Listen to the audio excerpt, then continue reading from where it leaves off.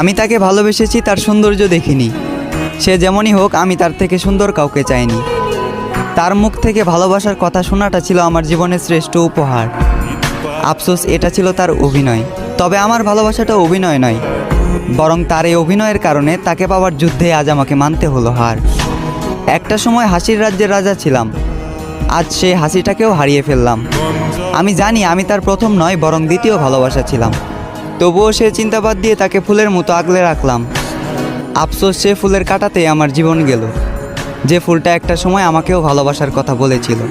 খারাপ তো তখনই লাগলো যখন দেখলাম চোখের সামনে অতি আপন মানুষটা হয়ে গেল পর। চোখ দিয়ে ঝরল বৃষ্টি, বুক দিয়ে বয়ে গেল কালবৈশাখী ঝড়।